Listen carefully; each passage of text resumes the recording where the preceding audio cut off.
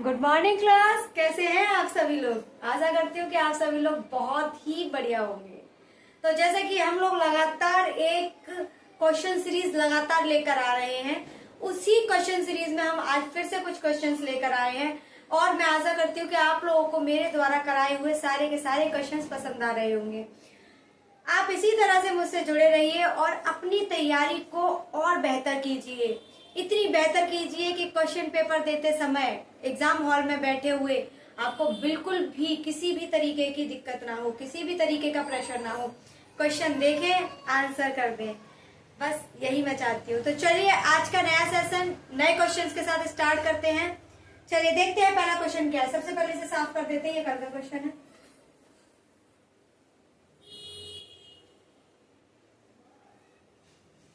तो बच्चों सबसे पहले हम स्टार्ट करेंगे क्वेश्चन से। हमें एक क्वेश्चन दे रखा है, यहाँ पर चल रहा है आपका question paper.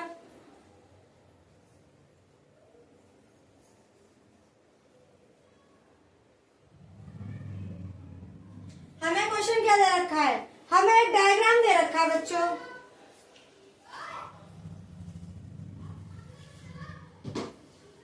A B P और क्यू। उसने बोला है ट्रायंगल एबीसी के आधार बीसी के समांतर रेखाखंड, यानी कि बीसी जो है वो समांतर है पी क्यू के, और हमें पी क्यू रेशियो बीसी बराबर दे रखा है 1:3। तो एपी बट्टे पीबी बराबर क्या होगा। हमसे कहा हमें एक ट्रायंगल दे रखा है ए बी सी। बेटा हमें एक ट्रायंगल दे रखा है एबीसी। क्या दे रखा है, एक ट्रायंगल दे रखा है एबीसी जिसमें बीसी को पीक्यू के समांतर रखा गया है और पीक्यू और बीसी का रेशियो 1:3 दे रखा है। हमसे एपी बट्टे पीवी पूछा गया है। क्या पूछा गया है, एपी बट्टे पीवी पूछा गया है।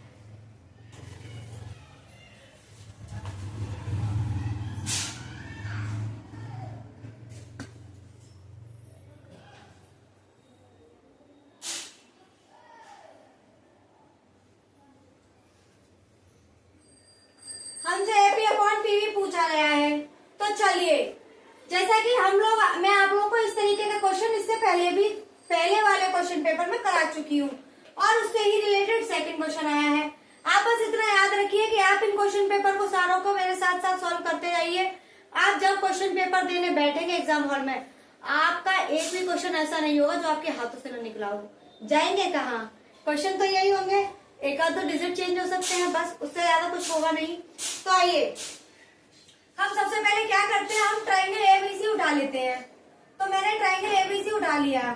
ट्रायंगल एबीसी में, तो ट्रायंगल एबीसी में मैंने आपको दिखाया कि जो एंगल बी होगा वो एंगल पी के बराबर होगा और एंगल सी होगा वो एंगल क्यू के बराबर होगा।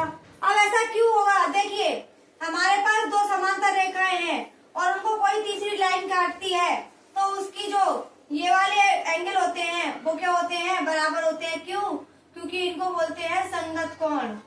क्या बोलते हैं, संगत कोण। तो चलिए यहाँ से बना दीजिए। क्या ये भी क्या हो गया, ये भी ट्रायंगल बन गया। यहाँ से आप मान लीजिए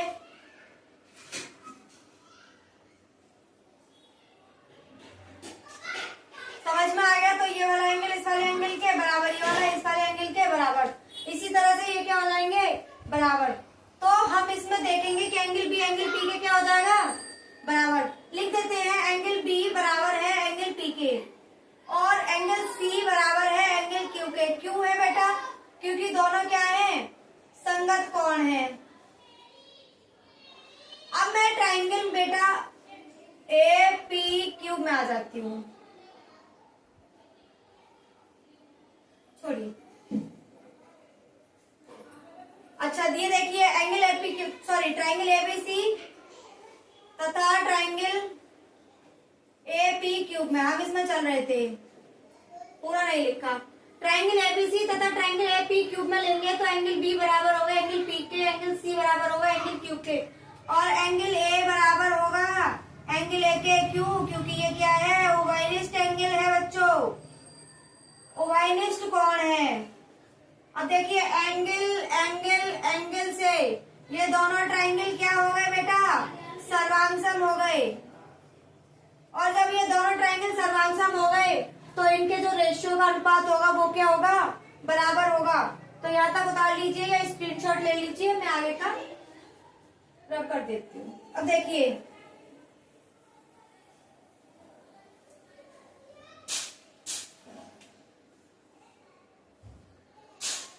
A B C P Q।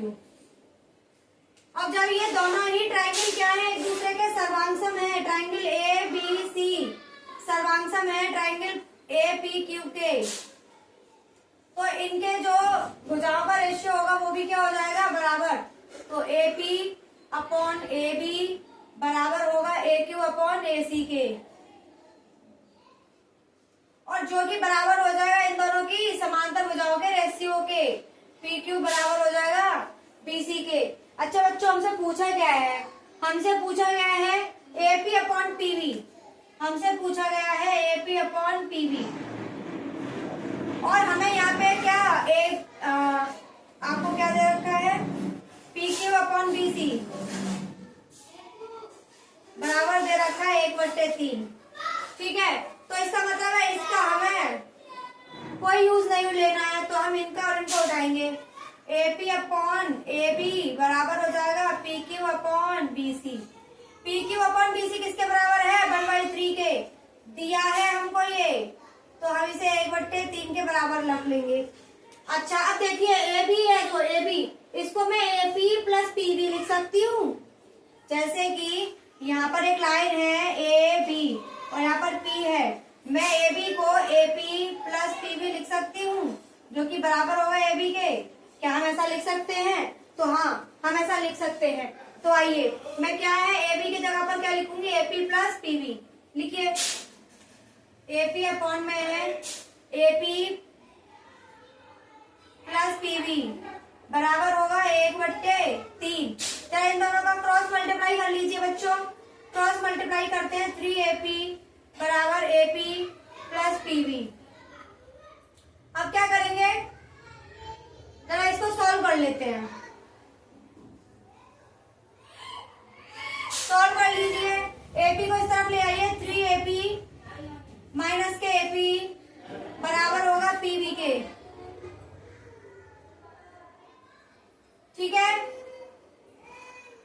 चलिए माइनस कर लीजिए, 2AP बचा बराबर हो जाएगा PB के। AP के नीचे PB को ले आइए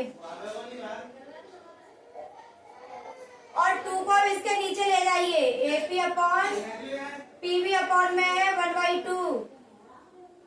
यही आपका क्या होगा?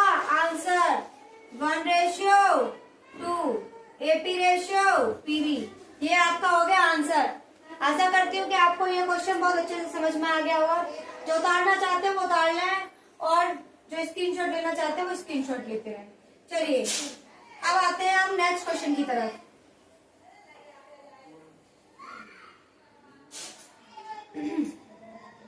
नेक्स्ट क्वेश्चन दे रखा है बेटो,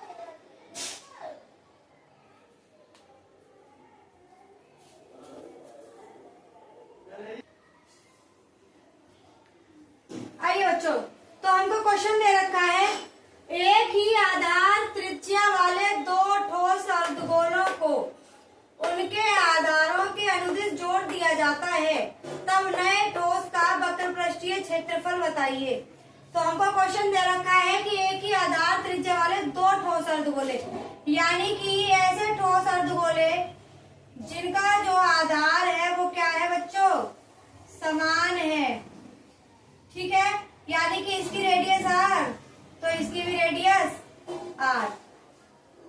उसने बोला है कि इन दोनों को जोड़ दिया जाए। जोड़ दिया जाए यानी कि इन दोनों को ऐसे जोड़ दिया।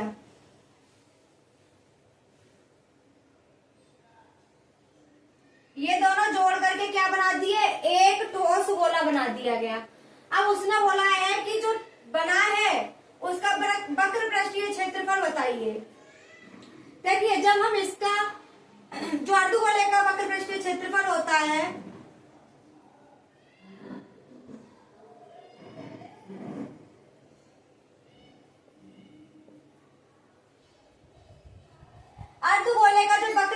क्षेत्रफल होता है वो होता है 3πr²।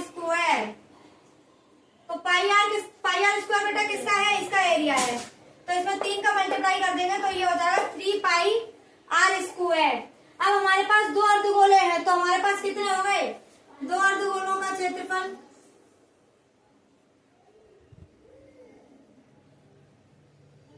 वक्र पृष्ठीय क्षेत्रफल कितना हो जाएगा बेटा, 3πr² प्लस 3πr² बराबर हो जाएगा 6πr²। ये आंसर नहीं है, आगे देखिए। अब हमने क्या किया, इन दोनों गोलों को मिलाया और मिलाकर के एक नया गोला तैयार किया। अब जब हमने नया गोला तैयार कर लिया तो इसमें से ये वाला पार्ट क्या हो जाएगा, हट जाएगा, ऐसे बन जाएगा।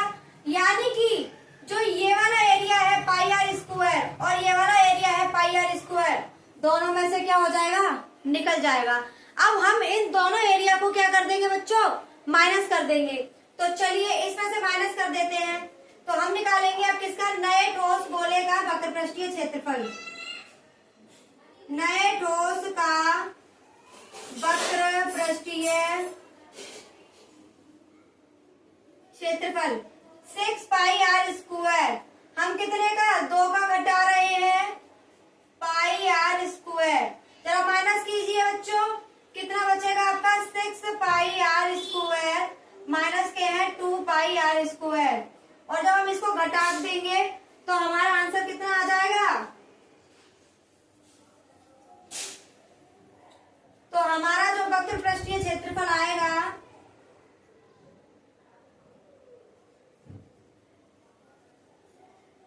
6πr² माइनस के 2πr² बराबर हो जाएगा 4πr²। यानी कि हमारा एरिया निकल के आ गया ठोस का 4πr²। आपको यह क्वेश्चन समझ में आ गया होगा, आप एक बार इसे उतार लीजिए। चलिए अब इसके बाद में नेक्स्ट क्वेश्चन करते हैं।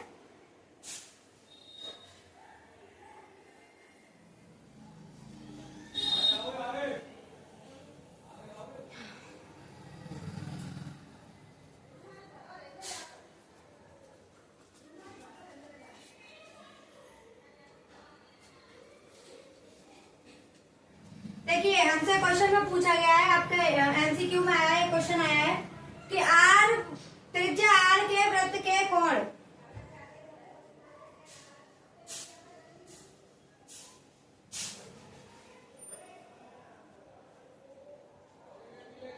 थीटा वाले त्रिज्याखंड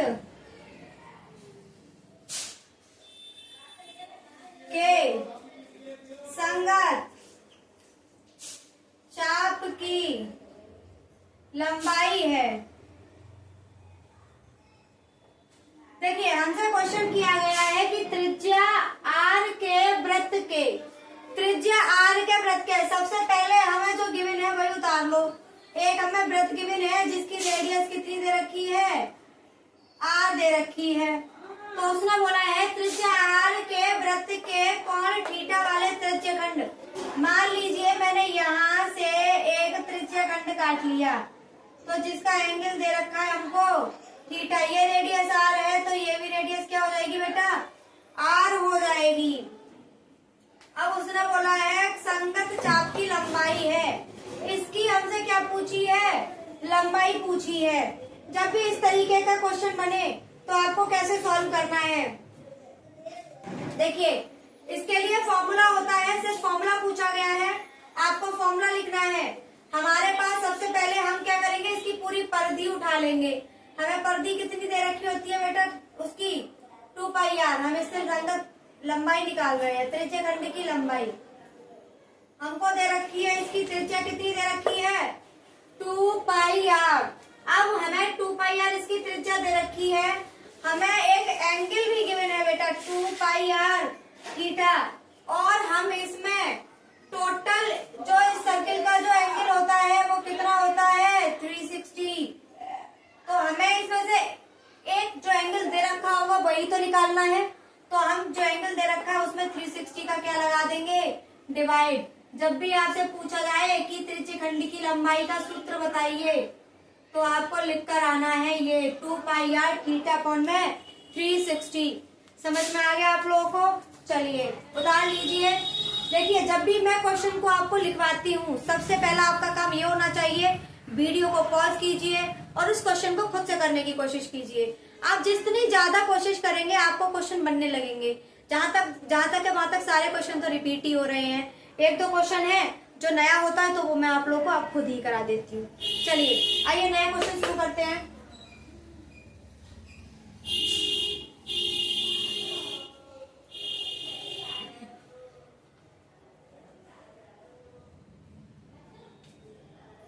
चलिए बच्चों, क्वेश्चन दे रखा है ये, एक सेकेंड।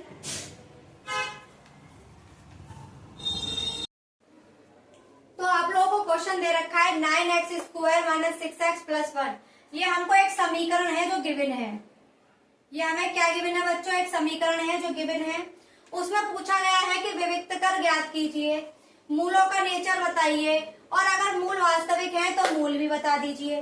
तो चलिए सबसे पहले हम क्या करते हैं, ये पता करते हैं कि ये विविक्त कर है या नहीं। विविक्त कर ज्ञात करने के लिए हमें d बराबर 0 पता होना चाहिए। तो चलिए d की वैल्यू होती है b स्क्वायर माइनस के 4ac। तो चलिए सॉल्व कर लेते हैं। देखिए पहले, सबसे पहले मैं आपको ये बता दूं, पहले कंपैरिजन कर लेते हैं। 9x स्क्वायर माइनस के 6x प्लस के 1 बराबर 0। अब हम इसकी तुलना करेंगे समीकरण के साथ। तुलना करेंगे ax स्क्वायर प्लस के है bx प्लस के c बराबर 0। a की वैल्यू 9, b की वैल्यू माइनस के 6, c की वैल्यू 1। अब क्या करेंगे हम? b स्क्वायर माइनस के 4ac इसमें लगा देंगे। b स्क्वायर कितना है बेटा? माइनस के 6 का होल स्क्वायर, 4a की वैल्यू है 9 और c की वैल्यू है 1।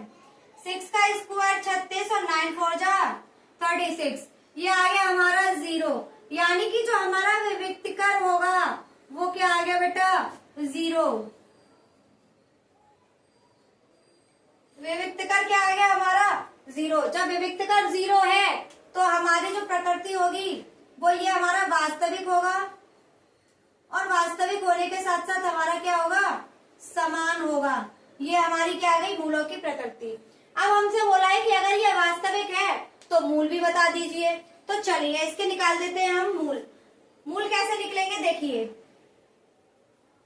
यही कर देती हूँ साइड से। सबसे पहले हमने ये तो लिख ही लिया है 9x स्क्वायर माइनस के 6x प्लस के 1 बराबर 0। जैसा कि मैं आपको बता चुकी हूँ कि फैक्टर करने में सबसे पहले हमें क्या करना होता है, जो हमारा यहाँ पर 9 दे रखा है a और c की वैल्यू का मल्टीप्लाई करते हैं और जो आता है वो ले लेते हैं। अब हम किन्हीं दो संख्याओं का ऐसे मल्टीप्लाई करते हैं कि मल्टीप्लाई होने पर हमारा ये आ जाए, और उन दो संख्याओं को जोड़ने पर या घटाने पर बीच वाली वैल्यू आ जाए। तो मैंने देखा कि 3 और 3 का मल्टीप्लाई करने पर हमें 9 मिल रहा है, लेकिन 3 और 3 को जोड़ने पर हमें कितना मिल रहा है? 6। हमें यही लगाना है, तो लगा दीजिए। कैसे सॉल्व करेंगे हम इसे? मैंने क्या किया, 6 की जगह पे क्या रख दिया? माइनस के 3 प्लस 3x प्लस के है 1 बराबर 0। जरा मल्टीप्लाई कर लेते हैं। देखिए मैंने आपको कल भी बताया था कि जब माइनस किसी ब्रैकेट के अंदर जाता है तो अंदर जो भी साइन दिए गए हो वो अपने साइन के उल्टे हो जाते हैं। अब यहाँ पर प्लस साइन दे रखे हैं दोनों के, तो बेटा अंदर माइनस क्या कर देगा? दोनों को माइनस कर देगा, बराबर 0। अब हमें क्या करना है? कॉमन लेना है।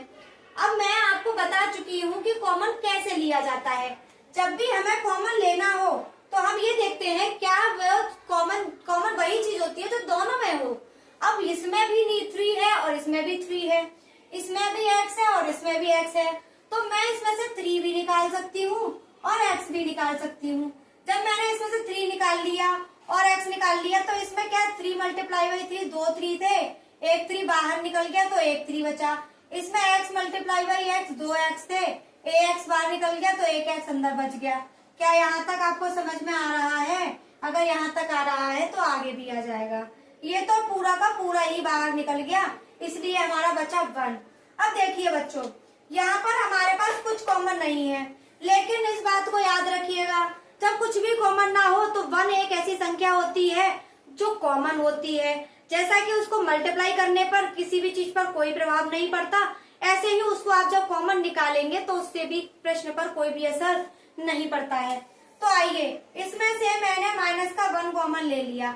अब देखिए, जब हम माइनस का मल्टीप्लाई करते हैं तब भी ब्रैकेट के अंदर के सारे साइन पलट जाते हैं। ऐसे ही जब हम माइनस कॉमन लेते हैं तो सारे के सारे साइन पलट जाएंगे। जैसे कि माइनस, मान लो मैंने इसमें से माइनस माइनस 2 संख्या थी, मैंने इसमें से माइनस कॉमन निकाला। जब मैं इसमें से माइनस कॉमन निकालूंगी तो ये दोनों संख्या क्या हो जाएंगी, प्लस की हो जाएंगी। मान लीजिए यहाँ माइनस और प्लस है और मैंने इसमें से माइनस कॉमन निकाला, तो यहाँ पर प्लस और यहाँ पर माइनस, जो भी हमारा साइन होता है, सिंबल होता है, वो अपने आप का उल्टा हो जाता है माइनस का मल्टीप्लाई करने पर या माइनस को कॉमन लेने पर। तो मैंने इसमें माइनस कॉमन लिया तो ये प्लस का हो गया और ये प्लस का है तो माइनस का हो गया। मैंने आपको यह उस दिन भी बताया था कि जब भी आप फैक्टर करें तो इतना याद रखिएगा कि यहाँ तक आने के बाद में आपके दोनों ब्रैकेट सेम होने चाहिए।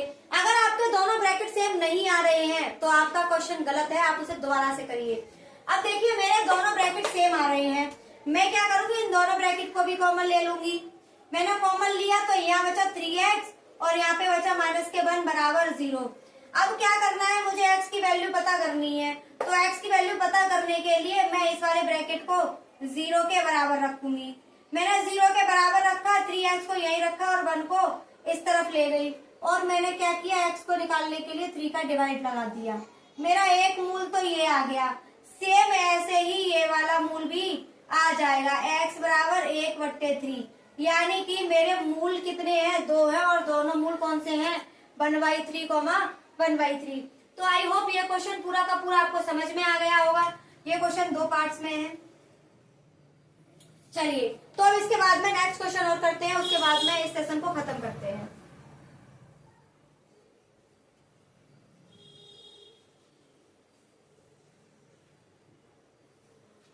देखिए बच्चों, हमको एक क्वेश्चन दे रखा है, उसमें बोला है एक बिंदु है P,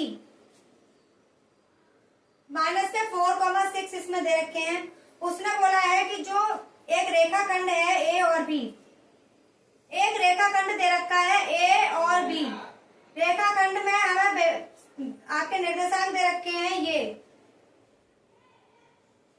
और जो P है वो इस रेखाखंड को मिलाने वाला मध्य बिंदु है।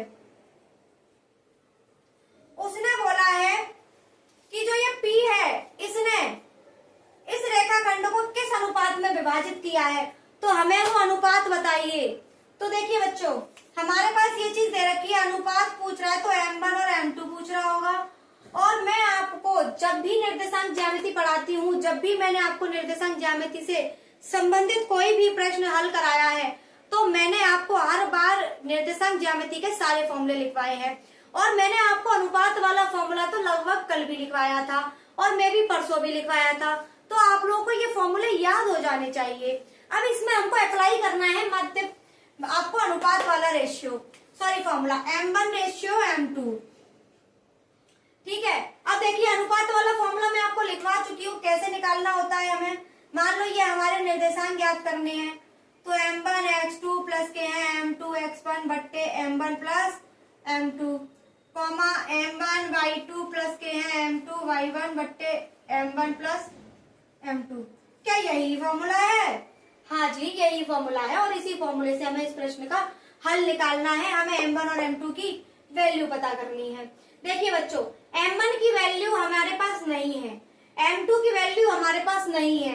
हमारे पास दिया क्या है, x और y के निर्देशांक दे रखे हैं, ये x और y के निर्देशांक ये दे रखे हैं, और हमें x2 y2 x1 y1 x2 ये दे रखे। देखिए x1 y1 x2 y2 और ये x और y, ये सारी चीज हमें गिवन है और हमें इन्हीं के बेसिस पर हमें M1 और M2 की वैल्यू फाइंड करनी है। तो चलिए हम क्या करेंगे, हम इसमें से कोई एक पार्ट उठा लेते हैं, हम y को छोड़ देते हैं, सिर्फ x को उठा लेते हैं। इसमें से भी x उठाएंगे, इसमें से x1 और इसमें से x2, तो उठा लीजिए। जब भी इस प्रकार का क्वेश्चन आए आपको बिल्कुल ऐसे ही सॉल्व करना है जैसे मैं आप लोगों को समझा रही हूँ। x की जगह पे मैंने रख दिया 4, किसका है, माइनस का। m1 की जगह पे मैंने कुछ नहीं रखा, x2 की जगह पे मैंने रख दिया 3 प्लस m2 की जगह पे मैंने कुछ नहीं रखा, x1 की जगह पर रख दिया -6। m1 और m2 मैंने वैसे के वैसे उतार लिए। अब बच्चों क्या करेंगे हम, मैंने इसके नीचे 1 मान लिया, अगर मैं इसके नीचे 1 मान लेती हूँ तो क्या कोई भी प्रभाव पड़ेगा क्वेश्चन पर? जी नहीं। 1 का आप मल्टीप्लाई या 1 का डिवाइड लगाइए, किसी पर कोई असर नहीं पड़ता है। 1 को कॉमन लीजिए, फिर भी प्रश्न पर कोई असर नहीं पड़ेगा। तो आइए इसे सॉल्व करते हैं। अब हम क्या करेंगे, हम इन दोनों का क्रॉस मल्टीप्लाई कर लेंगे। तो चलिए क्रॉस मल्टीप्लाई करते हैं। -4 के पास पहुंचा m1 प्लस m2 और 1 के पास पहुंचा ये सब 3m1 प्लस के हैं -6m2। यहां तक आप लोगों को समझ में आ रहा होगा। अब मैं इससे आगे कराती हूँ। -4 का अंदर मल्टीप्लाई कीजिए, -4m1 माइनस के हैं 4m2 बराबर हो जाएगा 3m1 माइनस के हैं 6m2। मैंने क्या किया, मैं 6m2 को इस तरफ ला रही हूँ और 4m1 को उस तरफ ले जा रही हूँ। मैं इसको इधर लेकर आई, देखिए ये किसका है, माइनस का, तो इधर आकर किसका हो जाएगा, प्लस का। और ये किसका है, माइनस का, तो उधर जाएगा किसका हो जाएगा, प्लस का हो जाएगा। अब आइए 6 में से 4 माइनस करेंगे तो आपका बचेगा 2m2 और 3 और 4 7m1। अब हम क्या करेंगे, हमें रेशियो ही तो निकालना है। m2 के नीचे m1 को ले जाइए और 7 के नीचे 2 को ले जाइए। जी बिल्कुल यही आंसर होगा आपका। तो हमने जो रेखाखंड था, जो a और b, इसको जो p ने डिवाइड किया था वो 7:2 के पार्ट में डिवाइड किया था। यानी कि हम आंसर लिखेंगे m2:m1 बराबर होगा 7:2। यही आपका आंसर है। चलिए तो आज यहीं पर इस सेशन को एंड करते हैं और आई होप आप लोगों को ये क्लास बहुत अच्छे से पसंद आई होगी। और इसमें जितने भी क्वेश्चंस आज मैंने कराए हैं सारे के सारे बहुत अच्छे क्वेश्चंस थे और आप लोग इन क्वेश्चंस को बार बार प्रैक्टिस करते रहिए, जिससे कि आप लोगों को ये क्वेश्चन दिमाग में छप जाए। अगर इनसे रिलेटेड कोई भी क्वेश्चन आता है तो आप बहुत आसानी से उन क्वेश्चंस को सॉल्व कर पाए। आई होप आप लोग मेरे साथ क्वेश्चन सीरीज को एंजॉय कर रहे होंगे और आगे भी ये सिलसिला चलता रहे, इसलिए आप लोग लाइक शेयर सब्सक्राइब करें और ज्यादा से ज्यादा अपने जैसे ही लोगों को जोड़ते चले जाएं। जैसे जैसे कारवा बनेगा वैसे वैसे सिलसिला आगे बढ़ता रहेगा और इसी तरह से हमारे आगे रोज नए नए क्वेश्चंस आते रहेंगे। आपका बहुत बहुत धन्यवाद देखने के लिए। Thank you so much. आपका बहुत बहुत शुक्रिया। Bye bye.